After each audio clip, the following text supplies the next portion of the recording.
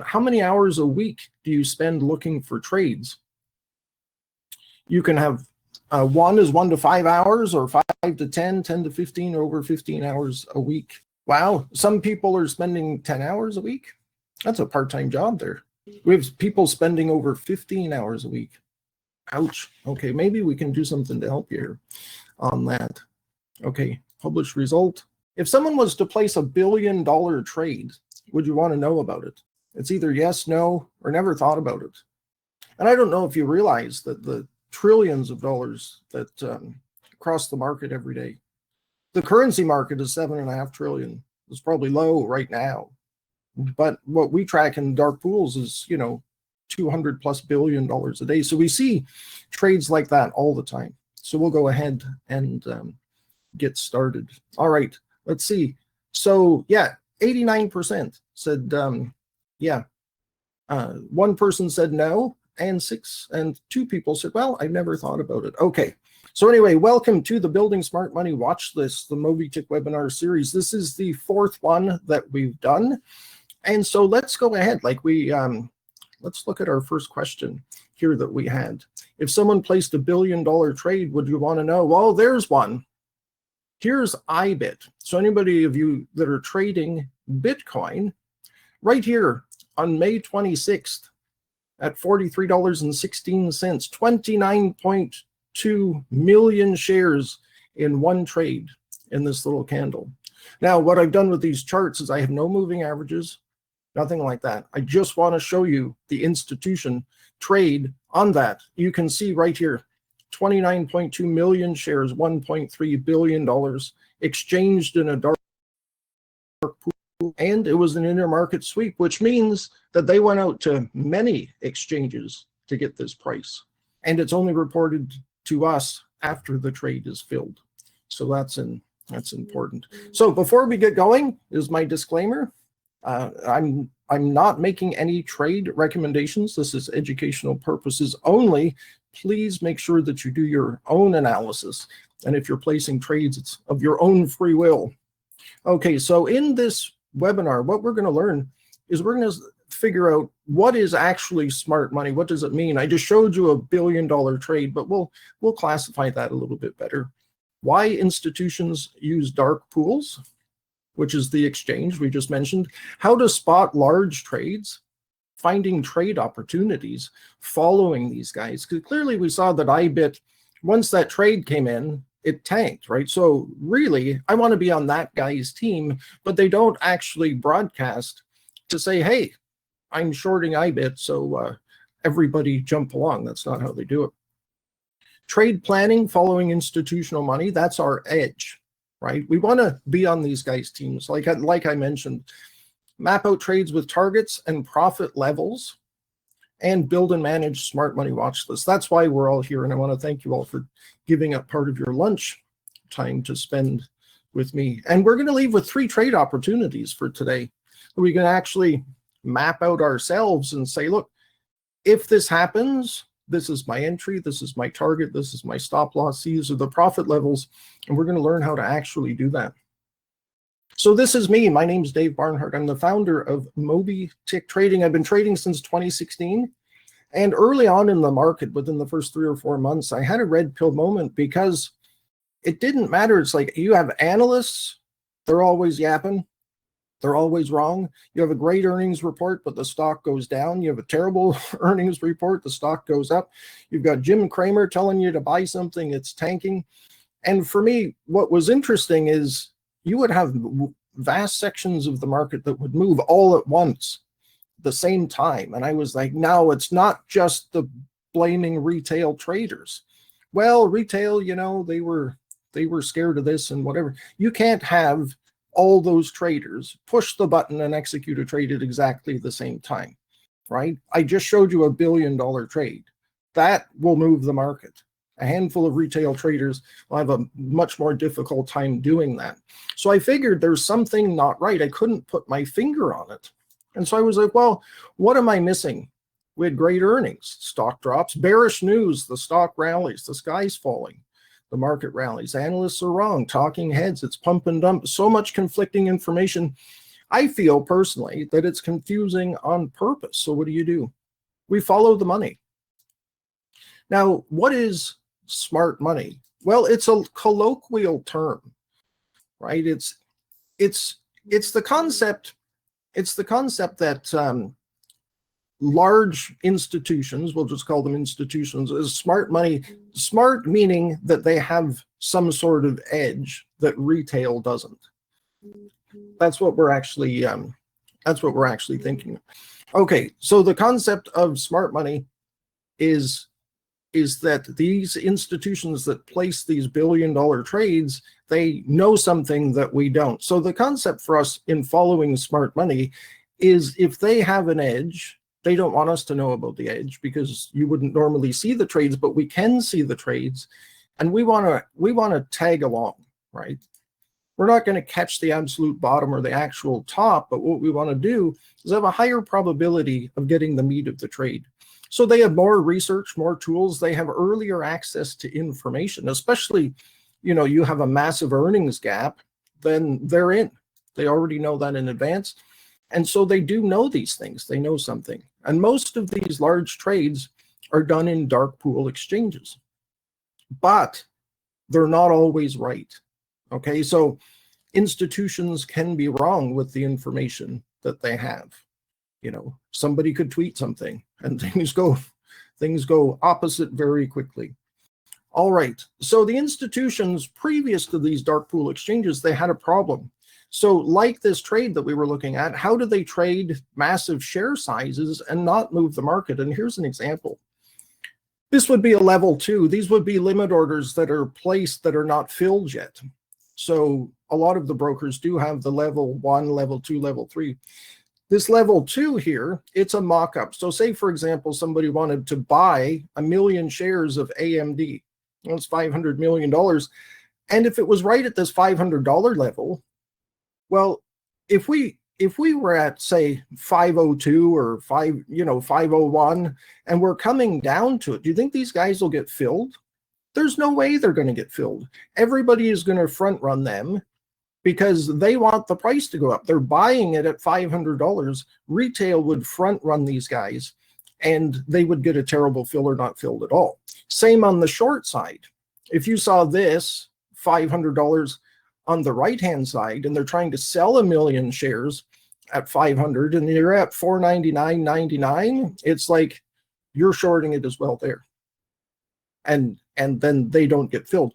So what they wound up doing is they lobbied the SEC, and in April of 1979, it became legal for them to actually use dark pool exchanges. Before, everything had to be done properly.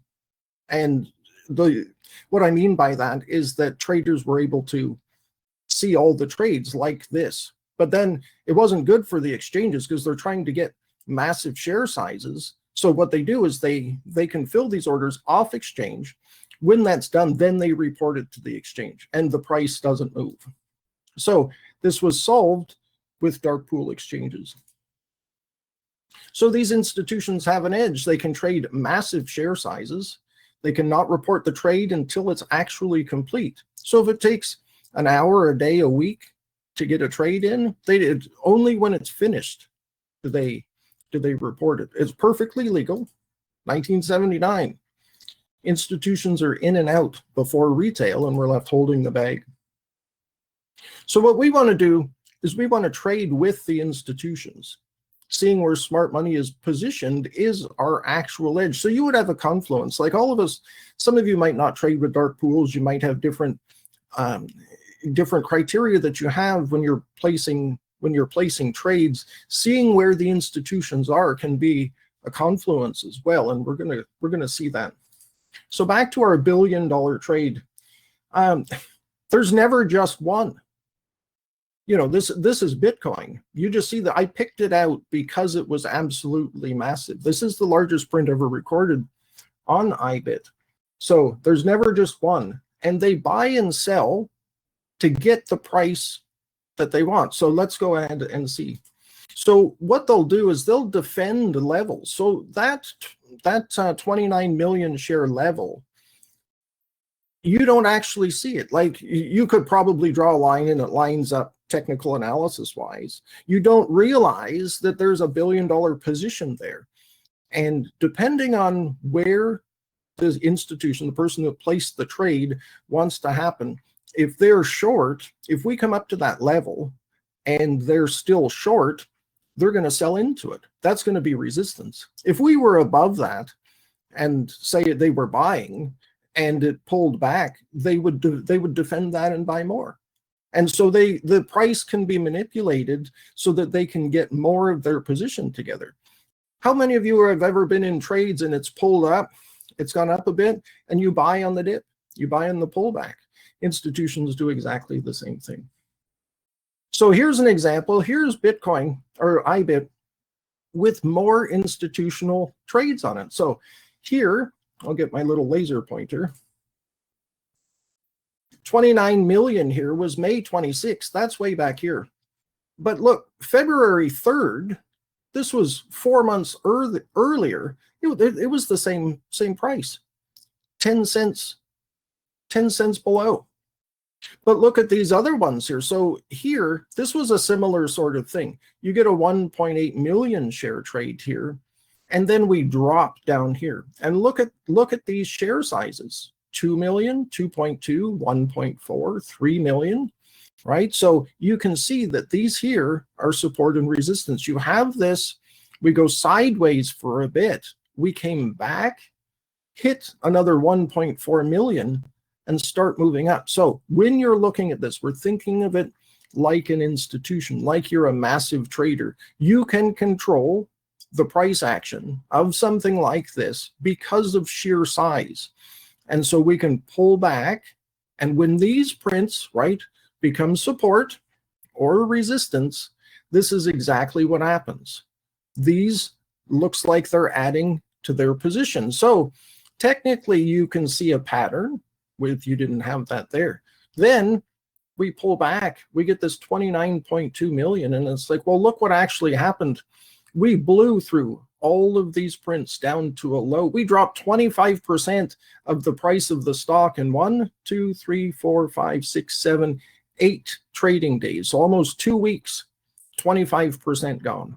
And then you can see where these prints here are support and resistance. Here is an accumulation here at the bottom, 2, 3, 5, 6, almost 7 million shares here at the bottom. And so like a support level, these get defended. This can be an accumulation.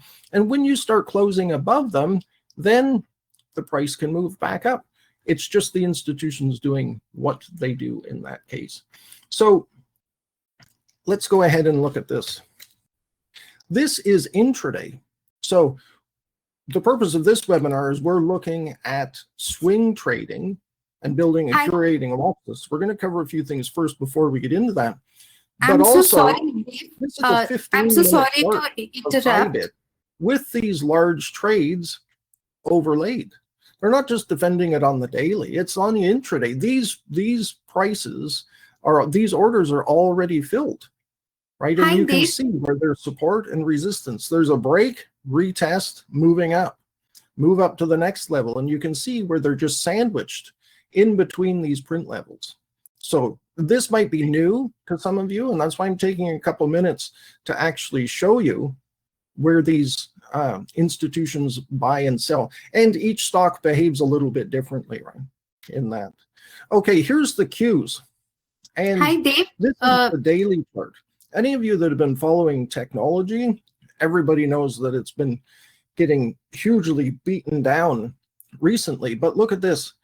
This is a $700 stock here at $740, June 5th, 9.3 million shares right here on this. And what actually happened? Well, we pulled back. Look at the prices here. June, May, June, July, things like that. We're looking at the cues. And so anybody who's been trading technology knows that it's been an absolute disaster since the beginning of June, right? Because we were on a really nice upthrust, and then all of a sudden, look at the range that we've had from 740 all the way down here to 690. So that's a 50-point move. But when we overlay where the institutions actually have their trades, then you can see this 9.3 million. And then there was another one here a few days later around 705. That's 35 points. And then we hold here at the bottom, back up to the top. And it looks like, well, maybe they're pushing that back up to sell more. You can sell it, buy it, sell it, buy it. And so with these, you can see examples of it opening, coming down, testing a level, pushing up. So these are important here. And this is the hidden support and resistance. And these are as good, and these trades here are good as long as we respect the price level when we come close to it. So yesterday, we had a low of what, 668 or something. But this was an old print, 6.6 million. We hit 670, yeah, 668, 670 level. But we respected this price level here, 6.6 million from May 5th. You can see that right down here, which would have been this little hammer right here. We came back double bottom, and there was a 6 million share trade right there. So, and here's the Qs intraday. You can see this 3 million at the top. These are all 15-minute candles, and 3 million. Now these are billions of dollars, right? 692 times a million is $692 million. Times 3, we're at like $2.4 billion each one of these. And you can see how these are support and resistance. And it's a distribution pattern that looks like we rallied this morning. So anyway, now let's talk about the swing trading part. That's what we're going to do, is we're going to define some criteria. I'm going to share with you what I do for swing trading. Then we're going to find some things to swing trade. We'll see if we can. I've picked out 3 things to share with you, but we'll see if we can find 1 or 2 more, and then maybe you might have 5 things to look at. So the swing trade criteria: we want increasing volume on the daily chart, current candle. We want a recent test of prints, like I showed you already in these examples. We want breaking above the 8 exponential moving average. So I use a couple. What I'm using in my charts is the 4 exponential and the 8 exponential moving average. That tends to capture shorter term trend changes. And so that's what we're doing. You'll see how that works. Little to no wick at the top if we're going long. Same thing if you're going short. No wick at the bottom. We want trending or the trend starting. That's important. And a good risk to reward. We'll talk about calculating that as well. So let's go ahead. Here's American Airlines. Here's a chart of American Airlines, and I want to explain how the process that I'm teaching you actually works, so when we can apply it together rather than me just talking. Okay, so here's a large print back here in 1261, 805,000. You can see this back here, May 13th. And what happened? We pulled back first. And then, look at this. This meets some criteria. Increasing volume up on the day, closing above the 8 exponential moving average. The red one is my 4. You can see them up here. The 4 exponential moving average is the red one. The 8 exponential is the blue one. So we're closing above that there. That's a great entry. Very little wick on top. And it's helpful. Look, we engulfed 1, 2, 3, 4, 5 previous candles. And these prints here was 1, 2, 3, 4, 5 days old. So there's a pullback and there's a great entry. Here's another entry. I'm breaking this up into a couple sections so we can see this together. Had you missed this and you're looking at the chart this day, increasing volume, testing prints, right? We're above these ones here, and engulfing here. It doesn't have to engulf, but there's no wick on top of this one at all. So that's a good one to go long. This one here, increasing volume, no wick on top. It's a bit extended. And here's one on the short side, closing below the 4 and the 8 exponential moving average here, increasing volume. And then what do we do for targets? So if we've got these entry points, great. I mean, this is historical, so it's easy to pick them out. But I'm going to show you the process of this, then we'll do it. We have some live that we can actually take right now. So let's see. So ATR-based targets. This is something that, that I wind up doing as well. It seems to be helpful. I'll share this with you. So what I usually do when I'm thinking about a swing trade, and it's a good entry like the ones that I picked, it's like, okay, I'll take the 14-day average true range. So for those of you that don't know, you take the high and the low of the last 14 daily candles, and then you divide them. You add them all up, and then you divide them, because what that does is it gives you historical representation of what the stock has done recently as far as intraday moves. So we take 2.5 times the average true range, and then we add that to the price. We add that to the current price, and then I look to hold it 1 to 3 months. And what that is to do with options trading. I usually go out 60 to 90 days, depending on how good it actually looks, because otherwise, you know, if you're trading options, you could just run out of time. You could have a great setup and then just run out of time. So I usually get a little bit extra time if I'm trading options. The other thing is, if you were just trading the stock, say it went sideways for a while, if it was going to go sideways forever, you would just want to reallocate your capital, right? You might want to just get out of that. So with 20 trading days in a month, if we're looking at the chart, does it seem reasonable for the stock to move this ATR that we just calculated in 20 days per month? So if we went out 1 month in 20 daily candles, does it seem reasonable that it would go from A to B, from the current price to the whatever our targets are? If that's true, then go ahead and plan out the trade. So we'll go back to our American Airlines chart. Here's the entry. The ATR is 75 cents. I've got this up here. Times 2.5 is $1.88. So the entry at the close of the day here was $12.95, pretty much at the dollar. Our target is $14.83, which was $12.95 plus $1.88. Okay. There, it just so happens 1, 2, 3 trading days later, it hit the target. So if you're going out in options, you're not going to make as much because you've got so much time, but at least it could have went sideways for months, which that's happened to me before. Okay, so here's another entry that we had picked out. The ATR is $1.88 times 2.5. The entry is $14.65.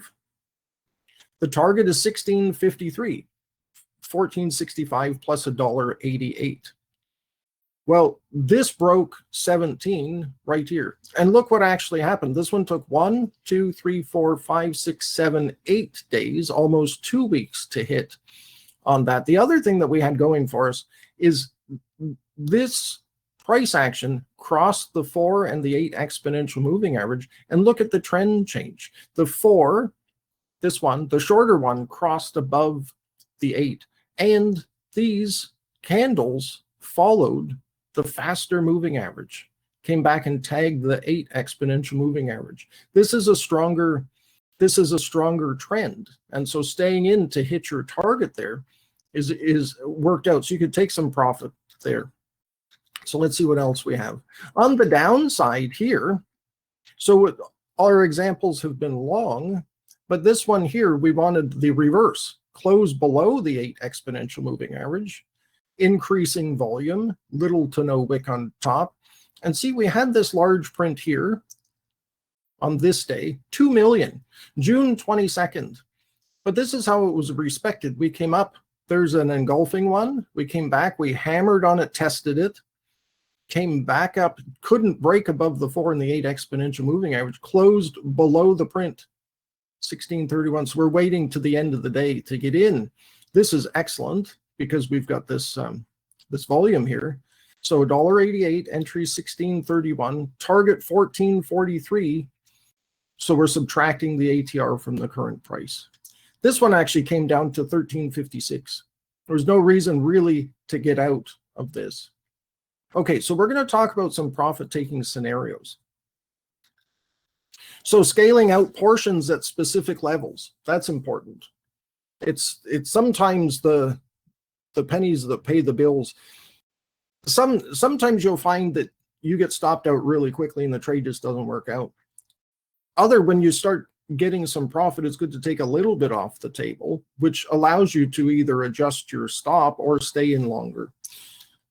So the price closes below the 8 exponential moving average. So like I had mentioned, we were riding that 4 and the 8 exponential. If it closes below, we might be able to get out there. The price closes below the previous candle's low. So we're on a nice trend and it closes below. That is probably an opportunity there, just so that we're aware. Or the price hits a major price level. And we'll talk about price levels in a minute. Or the price testing other prints after a large move.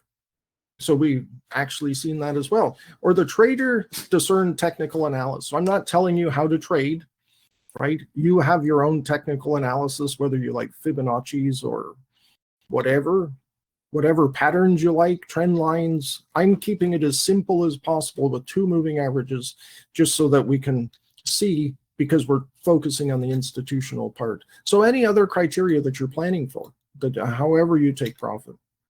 So the market trades in fractions. This is something that if anybody watches my YouTube videos in the morning, or I'm always focused on the next major level. So the market trades in fractions. This is like, if you think of a measuring tape, you know, they're like 25 feet or whatever.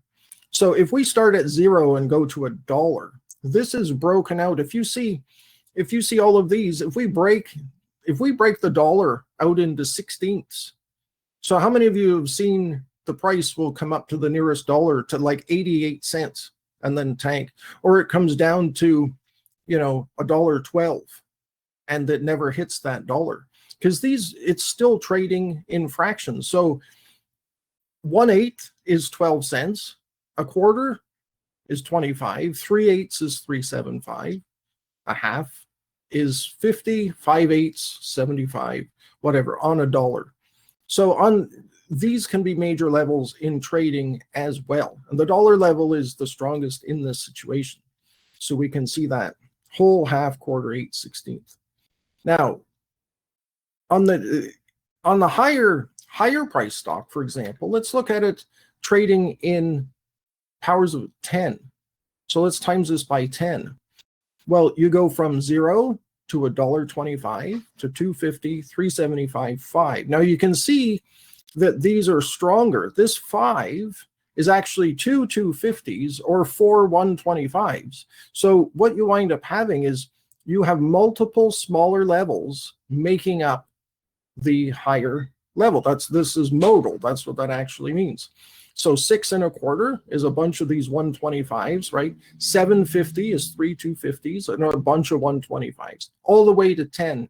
So when you say you have a stock that's $100, when it hits $112.50, look, that's the 8 or whatever, 112.50.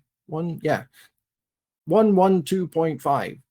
That's the 8 on that. So you can see that there. So I mention this because when we're mapping out exits, you'll see that for what I've planned out for us. Okay, so let's look at this. There's our entry, and we're going to scale some profit here at the top. This was hitting our target.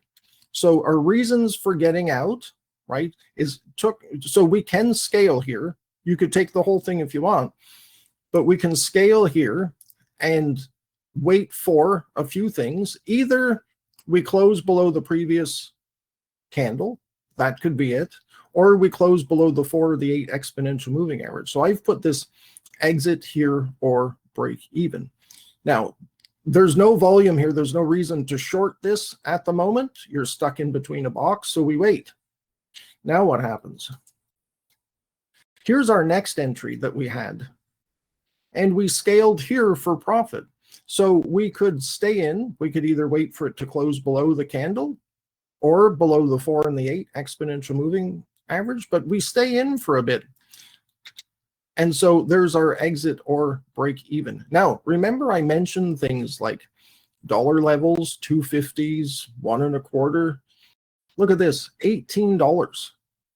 $18 was huge. This one went up to about 18.75 here, 18.75. So we're getting into this. This here, you've got a big bearish engulfing there. You just have to be careful for whenever you decide that you're going to take that on the short side. This here was better because of the volume closing below. There was a little bit of a wick there, but anyway, that's how that one would have worked. So that could be an exit. Oh, the exit here. Yeah, there was the entry on the next one.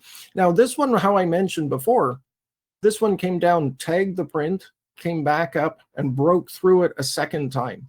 And this was the one from back here. Increasing volume, breaking below, and there was another tester, which was great, right? And we could just scale out here. At no point did we close above the previous candle. We didn't close above the 8 exponential moving average at all. This one here was questionable because it did close above this candle here. That was questionable, but what it did was push right on the 4. And then you can see the momentum here. And then it just dropped and dropped. And so taking some profit down here, and look what happened is we have this volume, but then we opened and held this print right here.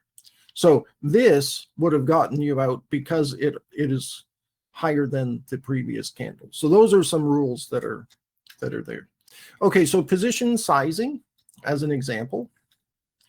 So if we have a stop loss of $2, right? So we've been measuring the candle, so we got to figure out, is it worth it to take the trade as far as our risk is concerned? So if the stop loss is $2 below your entry point, for example, and the total trade risk, say you say I only want to risk $100 for this trade. Well, that gives you 50 shares because you take your risk and divide it by your stop. So that's 50 shares. And so if, for example, our target is $6 in profit from our current entry point, then our risk to reward is 1 to make 3. $2 stop to make $6. That's 1 to 3. So that's a decent risk reward. If you're going to risk like 1 to make 0.5, that's not very good. So this is a rule that we have to have as well. So disqualifying trades. What counts? What's a strike against some of these? Say, for example, the chart is phenomenal. There's no dark pool activity. If there's no interest in the stock, then it's either just retail driven or there's no volume and the price can be manipulated or it's not going to move. The spread is too wide, stock or options. So any of you are familiar, LITE, that stock, it's a $1.50 spread on the bid and ask. If you buy it and 1 second and then you want to sell it the next second, you're losing $1.50 a share. So there's that. If there's earnings or dividends, you have to be wary of that unless that's part of your trading plan. It could be too expensive to trade. MU is almost $1,000, right? So you got to be careful if that's in your wheelhouse. It could be too volatile or risky. And I just mentioned the MU, that's volatile to about $100 a day. So if you're going to trade that, say you have the capital, how much risk do you have to say even day trade it? Do you have to give it $5 or $10 per share? You could only do 10 shares if you had the money, right? If you were going to risk $100 on that one. So there's that. And poor risk to reward, like I had just given you an example. So waiting for an entry is not a disqualifier. We have the alerts. Okay, so let's go ahead and find some of these opportunities, okay? Because I've spent the first 30 minutes talking about the criteria that I wind up using in finding the stocks. So when we actually go look at them, this is what I'm looking for. So I'm going to share this with you. This is Moby at the moment, and we're only going to cover a couple of features. This thing does so much. Just so that you're aware, this is a block trade indicator. So I told you earlier that we see about $250 billion a day that actually comes in. So this is live, so you can see this left column is just any trade that is over 50,000 shares. So there's 100,000 on the Qs or something like that. This column is anything 100,000 or higher, 400,000. These are our million plus a day, or right now. These are the ones that have come in that are over 1 million shares. And so I just wanted to show you this, that you could actually see that. Anything that has a ticker name, you can just hover over it, and it shows you the 30-day chart with the prints on it. So what we're going to do is we are going to start with a watch list. I'm going to go over here, and I've got a watch list started. These are the ones we're going to look at that I'm planning on leaving you with for the for swing trading opportunities coming up. What we would do is we would add a watch list, and we would give it some parameters. How many targets do you want to add? This is for you, like I had bullish above, bearish below with targets. So we would give it a name, and we'd configure some of those things. Okay, we have that. What I want to show you here is, because we monitor 10,000 stocks, and when we looked at the block trade indicator, it is dizzying and confusing, right? Because if you were to look at every single one, you would never get anything done. What we want to do is, for those of you that are spending hours and hours looking for stocks to trade, let's look at this. We're going to click on opportunities. Now, this goes through all of the 10,000 stocks, and I have something preset here. I'll go. I want block trades over 500,000 shares. This is just, you can set it to whatever you want. Looking for the last 6 trading days. I'm only interested in stocks above $5. You can set a range. Minimum volume is 1 million shares a day. I'm looking for either longs or shorts. Okay. And so what we'll look at here is the first one on the list. So if it's green, then we're above the prints, right? So you can see the prints here: 1496, 3 million, 1476, 600,000. We're at 1526, so we're above the recent trades. And so if we hover over American Airlines, AAL, then you can see where we are. And if I wanted to add American Airlines to our list, I could say add AAL to the watch list. There. Now it's added, and we can have a look. The other thing that's interesting here is you have seasonality. So you've got the 20-year average, which is the blue line, and then the current, what has AAL done this year. So you can see here around October that the seasonality historically over, well, this one's 13 years, has gone up from October, gone up 20%, October through December, and then into January towards February. So you can see those sorts of things. We have this signal, and so what we've done with the signals is, like I had mentioned with the 4 and 8 exponential moving average, it's like a battery charging. First one is the price is above the 8. The second one is the volume is above the 8, increasing volume. And the third one is the 4 and the 8 have crossed on the upside. The red ones are the inverse. So if you're looking for bearish positions, so if we're looking for bullish positions, I'm just going to untick shorts, and we can look for things that are up on the day. So SanDisk is up. Look at this. It's up $228 today. It's up 115% of its volume. MU, right? And so, like I had mentioned, you can see this craziness going on. So we can look at these, but you just have to be wary that are these stocks that you would actually trade. So out of the 10,000, if we're looking for longs that meet our criteria, there's 114. So we want them, if we're looking for swings long, we want them up on the day, above prints in this case. And then we can go ahead and have a look. So you can see what's up for today. GLD, Corning, Amazon, CoreWeave, Taiwan, South Korea, sorry. Those ones are up on the day, so we can go ahead and have a look. So let's look and see what else we have. We'll see what we have for shorts. And we want to be down on the day for shorts.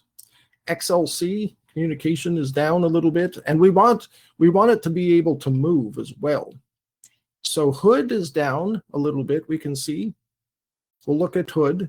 Now, here's something. If I click on the ticker, it opens the print lookup here. And this shows you a whole bunch of things that are here. It shows you the largest prints in the last 10 days. So down here, I've got a little calendar. This is July 1st to July 30th. I can just change that. What are the largest trades in the last week? You can see these 600K, 800K. So you can see the short-term institutional positioning.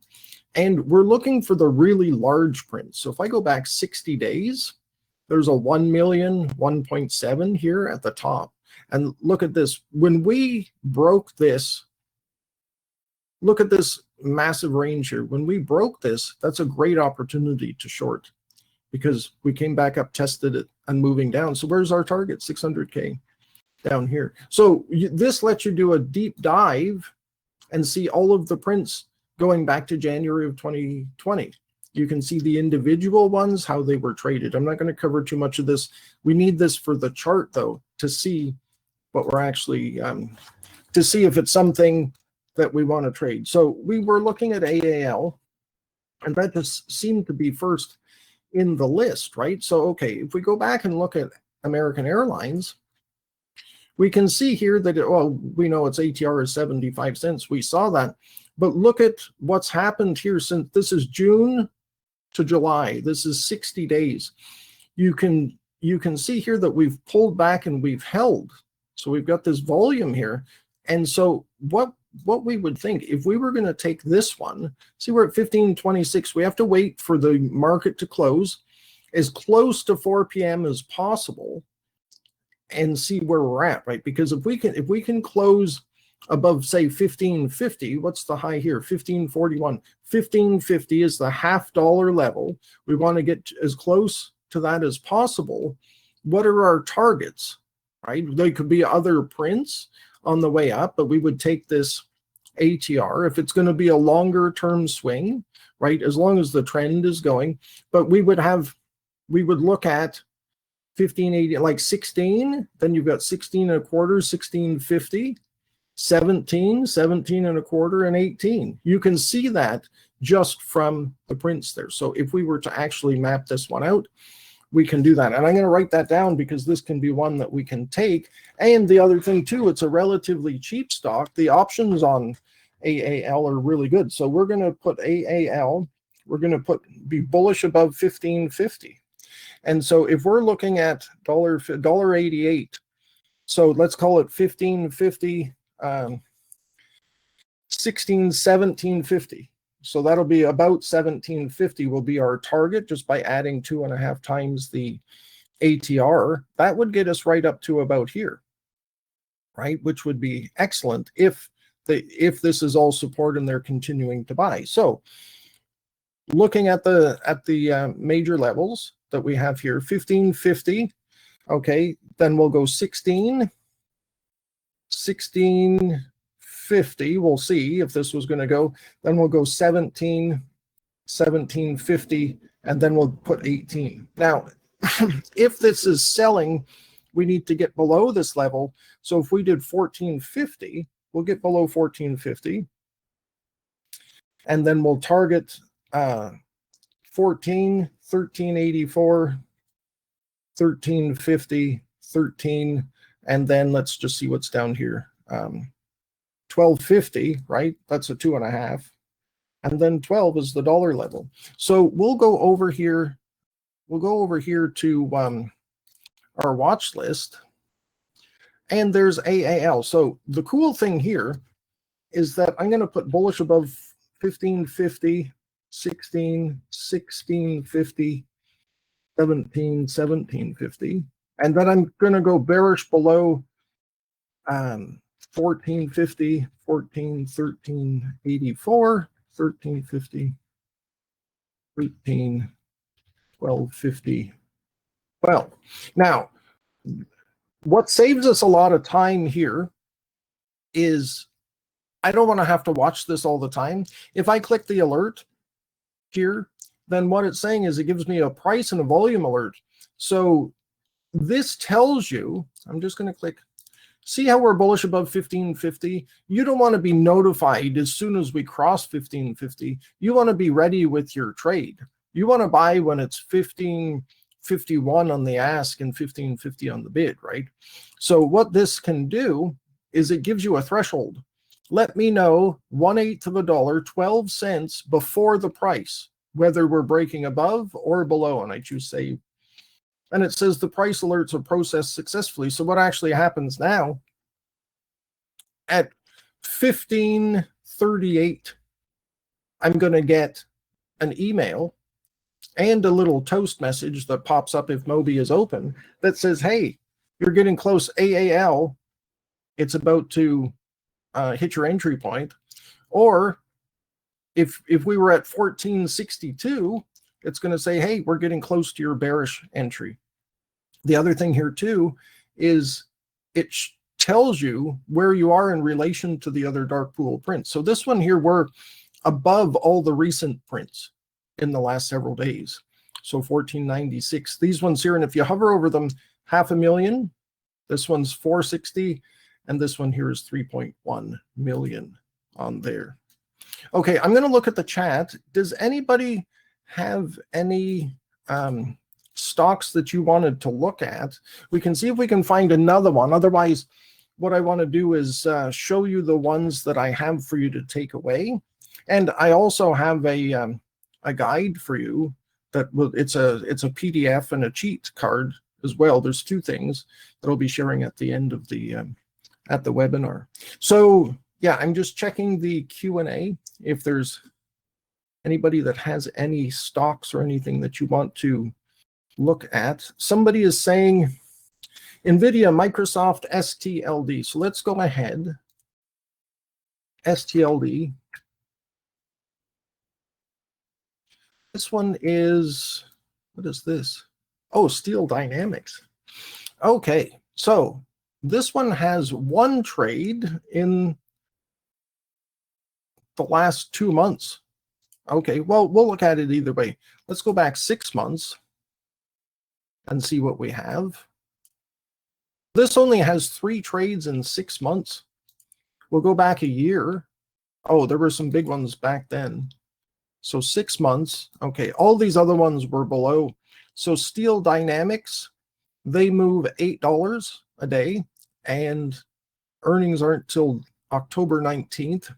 What does this one do? If we hover over here, operates as a steel producer and metal recycler in the US. Okay, so right now, the largest trade here is 67,000 at 260.15. So you've got this high. Is this a lower low? It's a lower low, lower high. So we don't have a huge, it's still kind of a longer term uptrend. Okay, so what we would need is you need this print to be below you. So if we close above 252.50, you see this high, this closes 252.34. The high is 265. Is that right? Oh yeah, that was up. So 265. The ATR is 837. So we got to close above this print.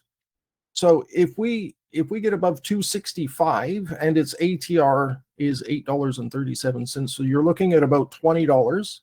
So we would 265. So we're looking at about 285 as a target, which would be, is that up here? Yeah, look, that's almost this high right here is this target. So we'd be looking probably about 285. I'm going to put horizontal 285. About there would be the target. Now, if we break below 245 right here, so bearish below 245, then really the only thing that we have as far as institutional interest is there's nothing to 188. So this one's a little thin, but if we close below 245, that's 58,000 shares at $245. It's not a lot of money overall. So just be careful with that one. I will do another horizontal line there for the bearish below and the bullish above right there. And then $20 below this, 243, we'd be looking at 222. Oh, that's right there. Okay. Horizontal line. It's about right there as a target on that. It's about 20 points as far as the ATR is concerned. Oh, we've got lots of them. Okay. NVIDIA, so we've got NVIDIA, Microsoft. Okay, let's go ahead and look. Okay, NVIDIA. This one has had some bad press recently. Look at this, 9.5 million here, June 30th. This is right here. That's when this came in. We pulled back into all of these massive prints. Look at this one, 21.8 million shares at $214.88. 214. That's right here into all of this, and we've pulled back. So here we've got it. Look at this, 209, 9.5 million. We have to clear $200 at least on that. So let's do this. I'm going to do NVIDIA. Bullish above 200. Now the ATR on this is 750, so this would be about $22. So we would be looking at 220, which would be up here. So what I'll do horizontal line, 220. There's that print there. So we'll be bullish above 200. That'll be the range. Now, this is the ATR. This is the way that I would price it out. Now, one thing I want you to be careful of, there isn't a long-term trend, right? This is trending down the whole time. So when you look at this, the ATR works quite well. You have to think of it, is this reasonable at the moment? This is looking pretty bearish. Here's a double bottom. Here we're below this print. So what I'm going to say is if we break below 190, then we've got potentially 168. Now, with that, because of the ATR 168, this needs a little bit of adjustment because there's a 6.5 million share trade here at 178. So if you go from 190 to 178, that's 12 points. So this is just letting you know where the institutions are actually have their positions. Now, this is still March. This is still 4 months, 5 months ago, and February as well, 8.5 million. These guys that trade these, they're not scalpers. These are massive, massive long-term positions that take them sometimes weeks to get into, and it's very rare where they can just dump 20 million shares of NVIDIA quickly, something like this. So you've got to be careful. So what I would say here, bearish below 190, the target of 168 here, if you're watching. There's a bit of a gap fill here as well at 180. So just be careful of that. Sometimes they'll come down to the gap and then push it back up. But there's your potential target here, this gap fill. Microsoft, let's look at them. We'll do a couple more, and then I'll finish off. Oh, look at Microsoft. Look at this. Now, they had, was it earnings for them? Look at this. This is brilliant. This is the largest trade since February, but look at these billions of dollars. These are all millions of shares. 2, 2, 2, 2, 2, 3, 4, 4, and we gapped above all of them. I think this was earnings. This can be a gap and a go, right? Because we've cleared all of this. They were doing this from June 12th, May 21st, May. Yeah, so this was over a month getting all of these together. Look at this. Now, this upthrusted, pulled back. Look at the deep pullback, breaking up through the prints. Now, this is going back. Now, let's look at a couple different things here. That went back several months. If we look at the actual month, look at this. Just consolidation, pulling back, increasing volume, This one pegged, closed on a print. Look at this. Closed on a print, the 4 and the 8 exponential moving average, massive volume. This was tremendous support. And then boom, it took off. So closing on a print, and look at this, how this held through the months. I would not be shorting it there into, well, I don't take earnings trades. I'm too chicken to lose money on that. To me, it's buying a lotto.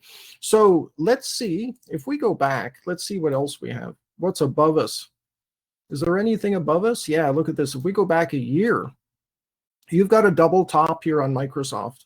So let's see. This could be a gap and a go. So if we get above, well, even closing strong today, you do have the risk to retrace back to the 4 exponential moving average. This is a huge run, so just be careful. If you're going to take this, it looks like it's just going to continue on up here to 500. That's what I see with it, but just be very careful with that. This can have the potential to retrace a little bit after earnings. So the ATR on this one's $11.14. So if we do 2.5, that'd be about $25. So we'd be looking at about 480, right? So this will be Microsoft. This will be 480, the target. And if you were going to take that, 500, there's another $20. And then you've got 502. You've got 2.3 million sitting there at the top. And that gets you back up into this area back from November of 2025. So that looks interesting. And what I mean about this being potentially interesting, let's see if I can draw a rectangle. You've got empty space here, and it was, just be careful in this area. Let's see if this area holds. If we come up, retest, start moving up, I would be more comfortable with that. I know this looks really strong, but if we can maybe come back up, retest, and move up, just be careful with that one. Okay, we'll look at looked at STLD, Microsoft, NVIDIA. We looked at that one. Somebody's got DINO. Okay, so DINO, we'll see what's recent here in the last month. So there's been it looks like they've been adding to this quite a bit. Not massive share sizes. What do these guys do? Sinclair Corporation operates an independent energy company in the U.S., refining renewables, marketing lubricants, and specialties. It looks like they've been adding to this for a while, which is because, look, you've got these, then it comes up, you've got a print, pulled back, breaking above the print, then just more. It just keeps going up and up and up. But the thing is, we can draw a box right here. So this, what's this? Oops, too many boxes. This one here, 94. Let's see if we can get above 94. And you know that you have these prints here. So 86 would be your stop on the, or the bearish below. So what we're doing is we're mapping both sides of the trade. If we break and close above this, then we've got a trade to the upside. If we break and close below these prints, we've got a trade to the downside. So we're not guessing. So this is where we can wait for the trade to actually come to us, rather than trying to make it work for the situation that we're in. So bullish above 92. We're very close to that. Oh, sorry. Top of this one. 94 target. And with this one being $3.28, that's 6,750 ATR. Then we're going to look for 100. And then 102.50, 105, and 110. We'll see that now. And then we'll be bearish below right here, 85. We'll get below this, bearish below 85. With targets down to 82 and 78. and then down here, 73. I'll look at one more and then we got to move on. CIEN. See what these guys are up to. Sienna. Let's go back 60 days on this one. So right now, Sienna, 93,000 yesterday. Do they have earnings? September. They don't have earnings till September. So if we get above 384, that's 62,000 shares. So CIEN, bullish above 384, target. This one, oh my God, look at this. The ATR is $29 on this one. So for those of you that were trading this, remember the ATR can move $29 a day. So when you're mapping this out to actually trade, if you're day trading and stuff, what's your stop loss if it's going to move, right? This is crazy. So let's see, 372 is the 8 exponential moving average. So we'll get the 384. Let's get above this one to meet our criteria. We have increasing volume, which isn't bad. And so the ATR being, say, $30, the $60, $75 ATR, the 2.5 times, then if we're at 384, 16, 60, that's 460. Now, okay, so 460 would be the ATR, the 2 times ATR. But look at this, 430, right? So 384. We want to be target 400, right? And these are huge because the ATR is big. And then 420 maybe, 430, those are $10 levels. And then see, it gets tougher. These are $5, $1 something. So you might go from 384 to 430 and stop on that. We would be bearish below 325. Let's get below. And then target 300 because we've got 75 points to move. 280 and maybe 275 and 260. 75 is the 3/4 on that. Okay, so trades to watch right now. These are the ones I put on the watch list. And so we've got Uber. This one, I gave you AAL, so I'll put that in the thing. We have actually 4. I'll add that in properly. So here's Uber. And we've got lots of prints here. We've got lots of prints as support, lots of prints as resistance here, and we're kind of stuck in the middle. So what we're looking for is we're bullish above 72.50. That gets us above 2.5 million shares. We're below that at the moment. We want to close above that strong, like the criteria that we have, or below 68. Because look, this is about 3.5 million if we break below $68. So here's the above with the targets. Remember I mentioned the major dollar levels, 74, 75, 77, 50, 78, 50. Okay, and then below 68, and it shows you the ATR calculation here as well, $6.22. So there's the ATR target on the top and the bottom. Oops, just so you can see that there. Okay. And I'll send this out with the email after so that you guys can see it. Here's the cues. So I mapped this out first thing this morning when we were way down here. And that I had to redo it all because it had moved up so much. I don't even know where the cues are right now. It had already broken through. We're above, bullish above 682.50, right? And you can see these massive prints down here. From July 28th is 4.5 million shares and 6.7 million shares from May 5th, from way back here, this little doji. So we've pulled back. Look at this massive volume. That's crazy on shorting. Like that probably trapped a lot of people. That's a great short for me looking at it as well. It's like I probably might have fallen for that as I didn't take the trade. But anyway, that probably would have tricked me. So it's whatever I'm willing to lose. This would have stopped me out if we closed above the candle, right? So bullish above 682.50, and the ATR in this is 1420. So times 2.5, we're looking at about a 35-point move on that. So bullish above 682.50. below 660. That gets us into that mess. The ATR target is 718 on the top side, and that's very close to this institutional trade here. And then 624.50 would be the ATR target on the downside. So the idea is we're not making any predictions. We're setting criteria. If this happens, I will do this. And that's the idea of the watch list. And then you can curate it.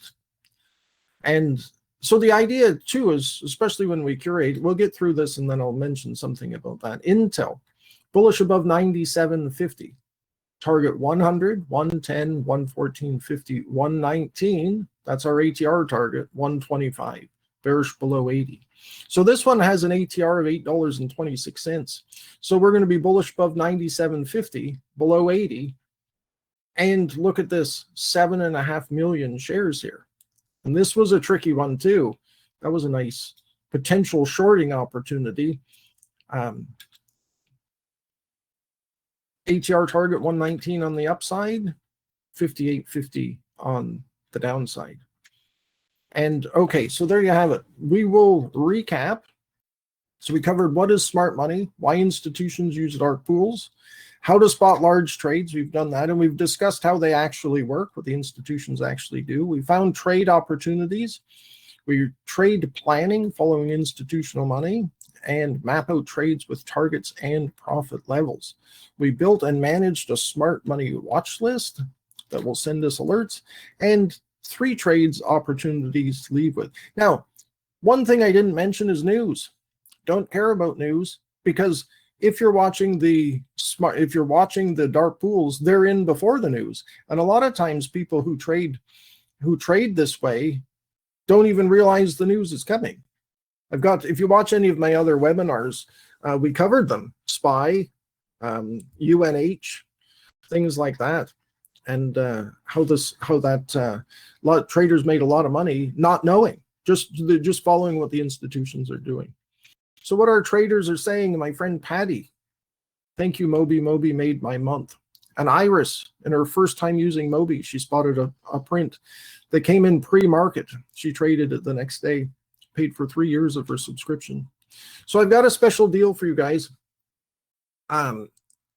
You can get 15% off your first 2 months if you're not a subscriber. You can use the code WHALE15 at the checkout, and it expires August 15th. So you got 2 weeks. Or the annual plan, if you want to choose that, 10% off of 1 year. It's annual plan. So the market won't give you discounts, but we will. It's a deal with no drawdown. So any questions before we wrap it up? Somebody mentioned the SPY on this. So what we can see here on the SPY is billions and billions of dollars here over time. Now, when this dips down, you might have to go back a little bit further. But what happened here is this was 10.6 million here. It's about 733. These are back from the end of June. These were previous lows, and then we've moved up. So what we want to do is we need increasing volume closing above this 8 exponential moving average. I would be more inclined to close above this 5.3 million just structurally.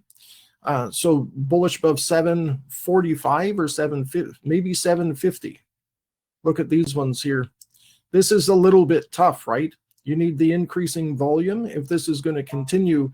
The problem is with the SPY for a longer term swing, these ones, look at this. You're trading in a range like this. Long-term swing is going to be difficult on that. So it's short-term overnight if you're doing that at the moment. So just be careful. If you break out of this box, like say we close above 760, then game on, right? You can go long. ATR in this is about $8. So you're looking about a $20 price prediction. So if you're at 740, you're looking at the 760 level, which would be the top of this box anyway, breaking through those prints.